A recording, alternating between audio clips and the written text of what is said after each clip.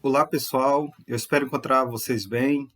Bom, primeiro, antes de começar esse vídeo, que é o terceiro vídeo do canal, eu gostaria de agradecer a todas as pessoas que me mandaram mensagens, que teceram considerações sobre os dois vídeos anteriores, e não só pelas considerações elogiosas com relação ao conteúdo do vídeo, mas também a questão das sugestões, que é muito importante também para que o canal possa crescer e produzir um conteúdo, né, cada vez mais importante para aquelas pessoas que param, tiram um tempinho ali do seu cotidiano, do seu dia a dia, para acompanhar as reflexões que o canal se propõe a fazer. Então, muito obrigado a vocês, né, os queridos amigos e amigas, professores e professoras e colegas também, assim, amigos do cotidiano. Meu muito obrigado. Bom, então, como eu disse anteriormente, hoje nós estamos indo para o terceiro vídeo do canal, né, o canal que tem um propósito de discutir as questões que envolvem o futebol, mas não somente dentro de campo, mas as relações sociais que o futebol estabelece, né, os elementos sociais que estão entremeados junto ao futebol. Bom, então hoje eu estou propondo uma discussão para nós pensarmos aqui no canal, né, depois receber o retorno de vocês, as considerações, né, pode ser pelos comentários ali no próprio vídeo em si, que nós vamos dialogando com relação a isso. Mas agora, recentemente, no mês de fevereiro, final de fevereiro, a Netflix ela lançou um documentário, né, sobre o Pelé, um documentário que está tendo uma repercussão bastante significativa, uma crítica positiva ao documentário, porque tem muitas produções audiovisuais sobre o Pelé, então você encontra, né, por exemplo, no YouTube, você encontra documentários, filmes sobre o Pelé. Então, no campo cinematográfico, não é, por exemplo, nenhuma novidade ter um recurso audiovisual para pensar o Pelé. Mas esse documentário, ele é bastante interessante, é um documentário que foi lançado agora, como eu mencionei anteriormente, no mês de fevereiro na Netflix, documentário de quase 2 horas de duração, né, que tem a direção, né, de um diretor britânico, que é o David Tyrrell. Então, peço desculpas se a pronúncia estiver equivocada, mas eu procurei ler alguma coisa sobre o Dave, né, que é esse diretor do filme, e é um diretor novo, relativamente novo, então eu não consegui encontrar outras produções, né, que ele atuou dirigindo, enfim, mas digamos assim, talvez a primeira estreia de grande envergadura do diretor David Tyrrell foi uma estreia que tem sido bastante elogiada pelo público, pela crítica de uma forma em geral. Bom, então o documentário, assim, eu gostei muito quando eu vi o documentário, porque da minha concepção ele pensa e procura pensar o futebol por meio, talvez não, com certeza, né, do indivíduo, do jogador de futebol mais emblemático de todos os tempos, assim, juntamente com o Maradona, não é? Mas de um jogador de futebol que, sem dúvida alguma, né, gerações de gerações, né, ficará marcado na história do futebol mundial, que é o Pelé.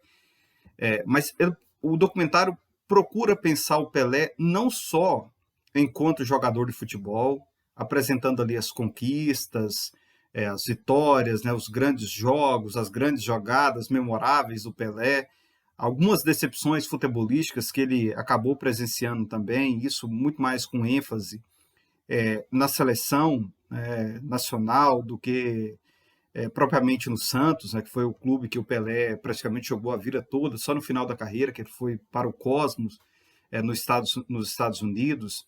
Mas então as decepções que são apresentadas circulam em torno da seleção nacional, principalmente na Copa de 1962, no Chile, na lesão que o Pelé teve, ali logo no início da Copa, e em 66 também, problemas que o Pelé enfrentou na Copa da Inglaterra, não é?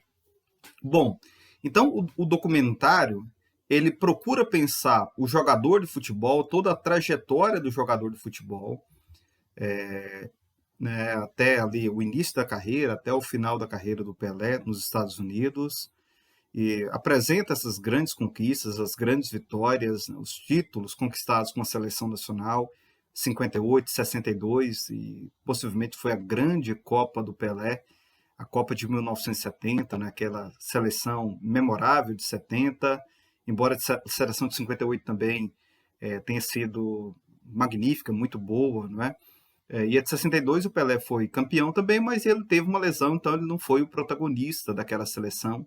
Quem foi o protagonista, assim, quem conseguiu fazer a diferença nos jogos, sem dúvida alguma, né, foi o Garrincha. O Garrincha foi o grande diferencial da seleção nacional naquela Copa de 62. Lógico, mas como nós sabemos muito bem, o futebol ele é um esporte coletivo, né? Então, quando nós falamos que o jogador fez a diferença, foi um jogador que conseguiu sobressair se comparado aos demais, mas coletivamente o time tem que funcionar para que um jogador possa ter condições ali de desequilibrar uma partida. Então, o Garrincha, sem dúvida alguma, naquela Copa de 62, foi a grande referência técnica, né, da seleção nacional. Embora o Amarildo, que substituiu o Pelé, também tem jogado muito bem. Não é?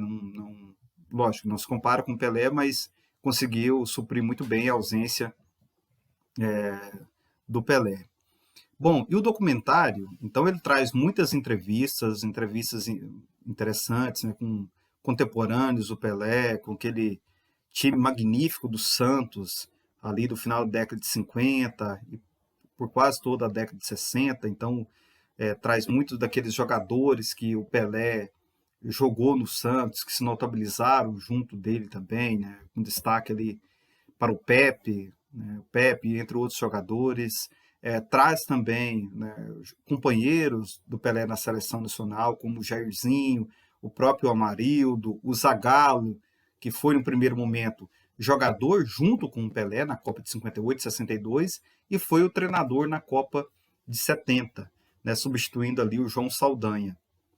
Que é interessante observar como que o documentário trata o João Saldanha e a retirada do João Saldanha como técnico da seleção nacional na Copa de 70, no México.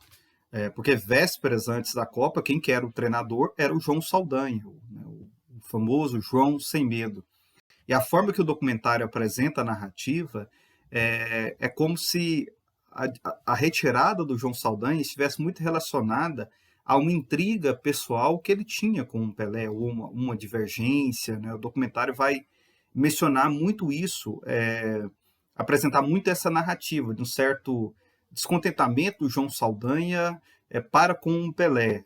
Né? Algumas dificuldades físicas do Pelé, a questão visual que o documentário representa muito bem, mas o João Saldanha tem que ser pensado também, e a sua trajetória futebolística e política e cultural tem que ser pensada a retirada dele, além dessa questão que envolve uma possível divergência com o Pelé, porque o João Saldanha era um militante político muito assíduo, uma pessoa muito envolvida politicamente, defensor da democracia, contrário à ditadura. Né? Copa de 70, no México, o Brasil vivenciava um período dificílimo, oriundo da ditadura militar, governo Médici, né? Então repressão, morte, perseguição, assassinato, né, das pessoas que se posicionavam contra a ditadura militar.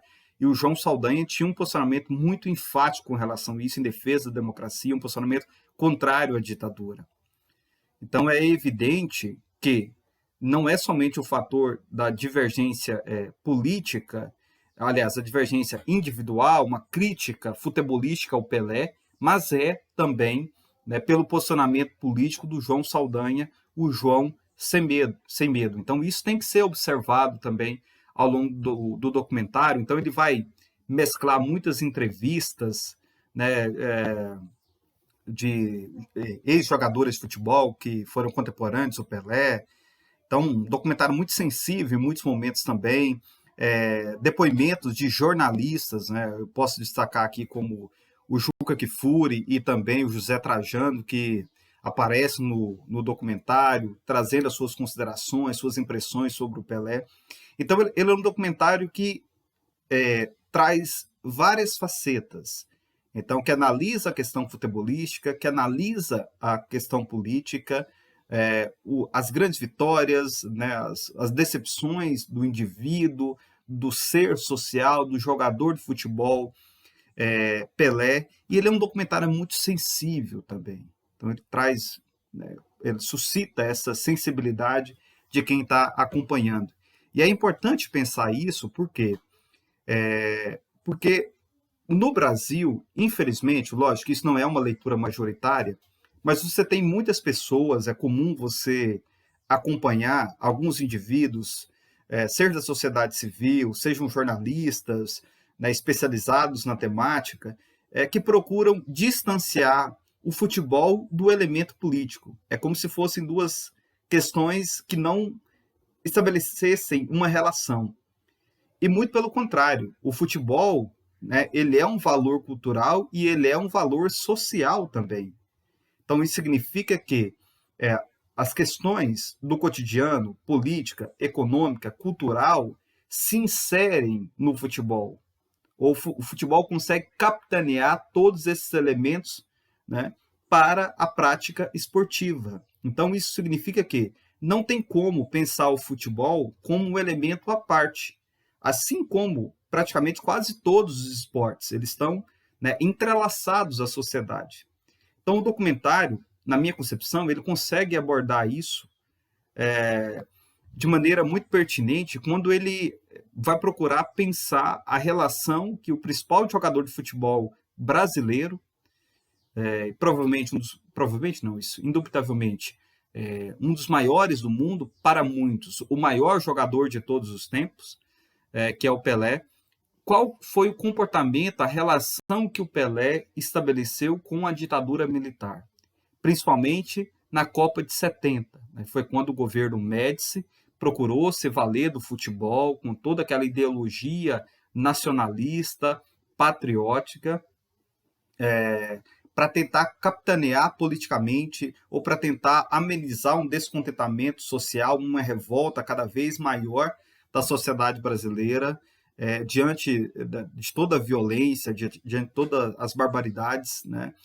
cometidas pela a ditadura militar. Então fica muito nítido, o documentário vai apresentar isso, o quanto que o Médici procurou se valer da seleção nacional para conseguir adquirir um capital político e sensibilizar a sociedade com isso, diminuir o descontentamento social. Tenho, assim, quem quiser se aprofundar, ler mais sobre essa temática ou acompanhar mais qual que é a relação das ditaduras, não só no Brasil, mas na América Latina como um todo, com o futebol, tem um documentário, tem a literatura escrita é muito vasta sobre isso, né? Muitos trabalhos, artigos, livros, dissertações, teses que pensam essa relação dentro do Cone Sul. Mas assim, eu gostaria de recomendar um documentário para vocês que acredito que seja muito válido, que é o documentário produzido por um historiador e jornalista que é o Lúcio de Castro, Memórias do Chumbo.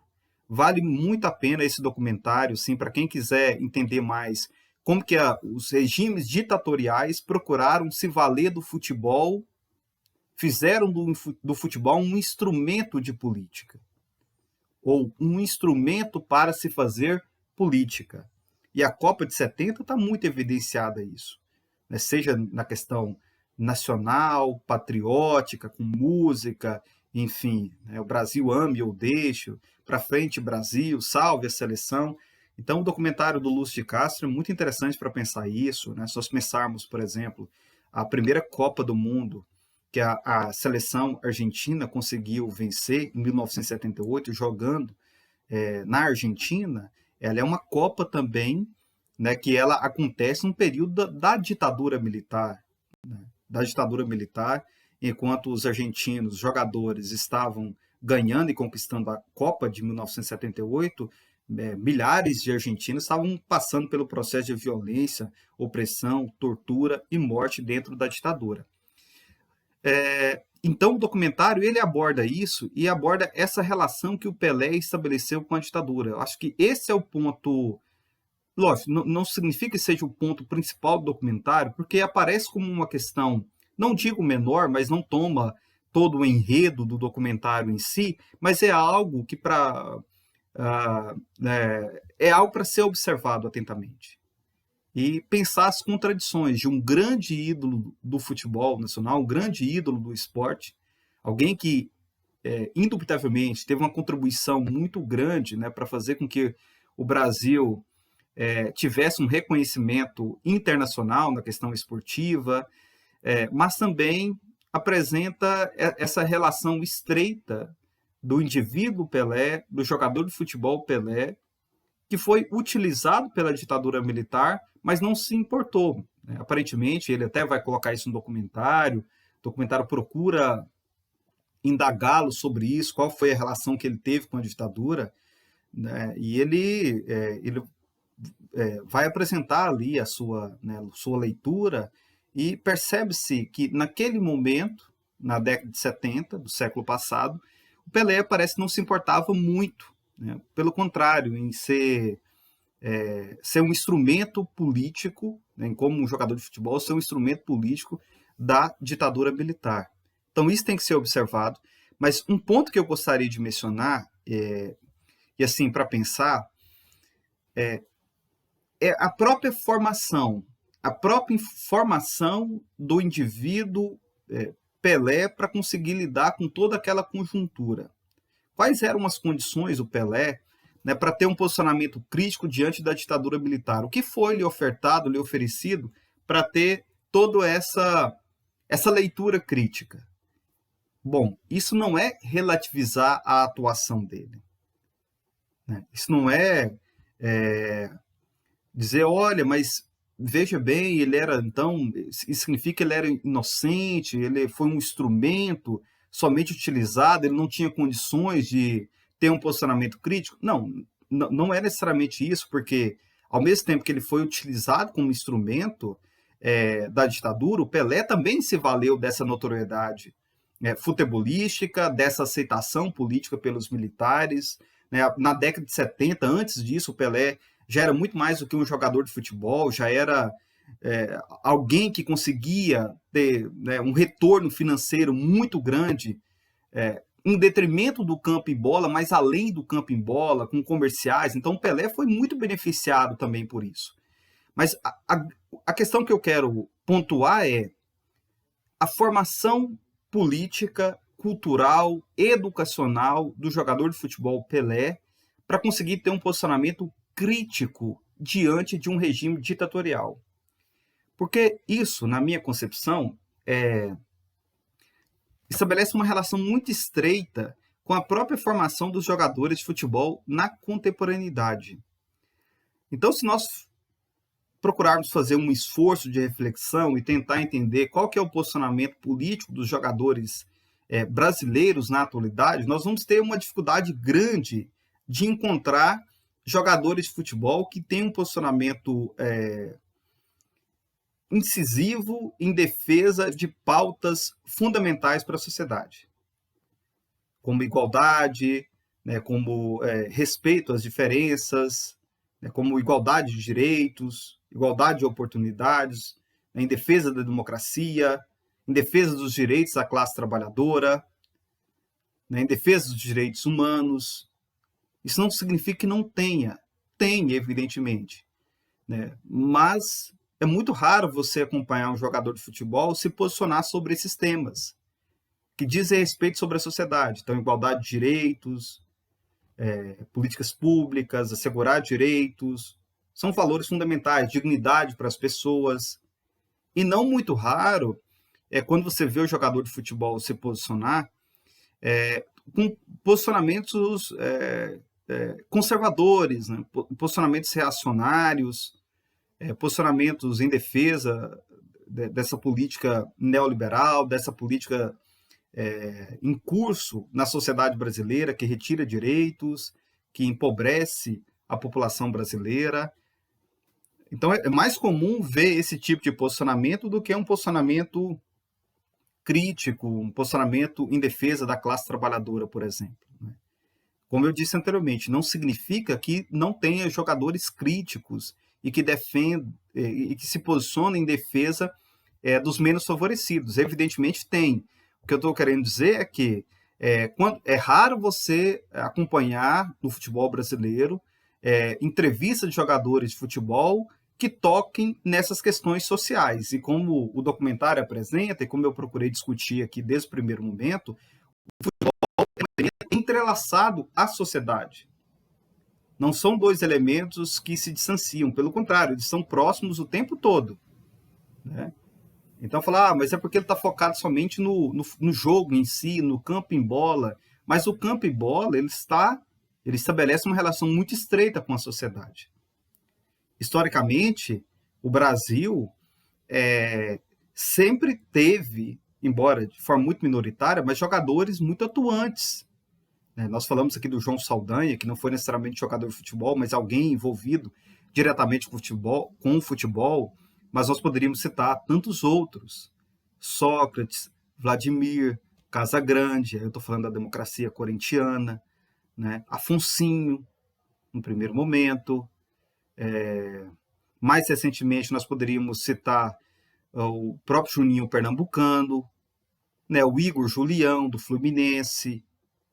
Então, são jogadores de futebol que, quando vão conceder uma entrevista um pouco mais longa, toca nessas questões sociais de uma forma muito crítica e em defesa dos menos favorecidos. Então, não significa que não tenha jogadores com um posicionamento crítico e incisivo. Tem, mas é difícil você acompanhar o posicionamento desses jogadores. Porque o futebol nacional, eu estou me referindo ao futebol brasileiro, é ainda um espaço, né, que predomina o conservadorismo, que predomina, né, infelizmente, enquanto esporte, né, um preconceito social muito grande. Então, na minha concepção, até muitos jogadores de futebol, quando vão se posicionar, talvez tenham receio de se posicionar, por toda a pressão que sofre dos dirigentes, os próprios colegas, companheiros, né? Então, quando você vê um posicionamento, talvez mais comum acompanhar um posicionamento de cunho mais conservador, de cunho mais reacionário e de fato, em defesa dessa política de destruição. E isso está muito relacionado, na minha forma de pensar, à própria formação do jogador de futebol, e aí eu volto para concatenar com a discussão que envolve o Pelé. Né? Porque os jogadores de futebol brasileiros, né, desde a década de 90, que é quando esse sistema neoliberal ele é implementado na sociedade brasileira, no final da década de 80, início da década de 90, o neoliberalismo ele ocupou espaço dentro das escolas também. Então, o jogador de futebol, ele é o quê? A sua formação escolar, né, ela é toda, lógico, você tem os professores, as escolas, né, mas é uma cultura que procuram ter uma formação, produzir uma formação crítica, voltada para a coletividade.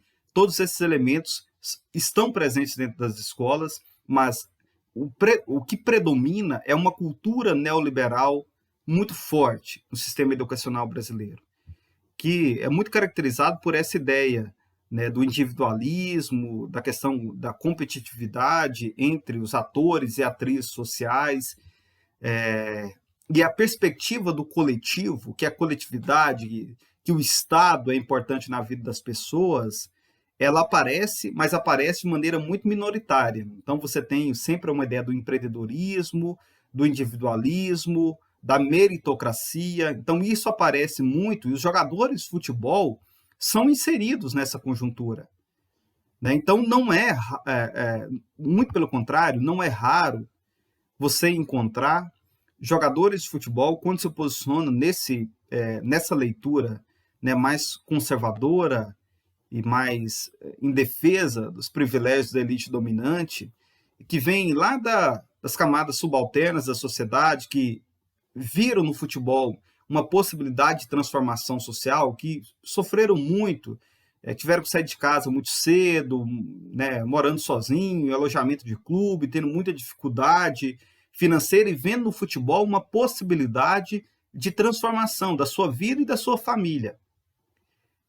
Então, quando você acompanha toda essa trajetória e vai acompanhar o jogador já famoso, já consolidado a carreira, e tendo um posicionamento mais conservador, mais reacionário, nós ficamos pensando, nossa, mas você observa toda a trajetória desse jogador, ele faz parte das camadas subalternas, com muita dificuldade enfrentada ao longo da vida. Por que ele tem esse posicionamento? Se ele passou por todas essas dificuldades, por que ele não se manifesta solidariedade com a dor dos oprimidos? E se identifica nessa conjuntura com o opressor, por exemplo. Aí você vai entendendo a formação que esse indivíduo teve. Formação principalmente escolar, que é essa formação mesmo individual, da competitividade, né? Da ideia da competição. É como se a vida fosse uma competição e o meu adversário é o meu colega de bairro, é o meu vizinho, é a minha vizinha, é o meu amigo, é o meu primo. Eu estou competindo o tempo todo com ele. A vida é uma competição e eu tenho que me sobressair enquanto indivíduo. Então, a leitura coletiva da importância da coletividade, ela fica em segundo plano. Então, o que eu passei, eu deixei de passar, né, diz respeito somente à minha pessoa, não diz respeito à sociedade. É a ideia da meritocracia, como se fosse da meritocracia do individualismo. Então, se eu, que venho da classe trabalhadora, subalterna, espoliada historicamente, mas quando me torno um jogador de futebol e consigo ter reconhecimento social, eu consigo ter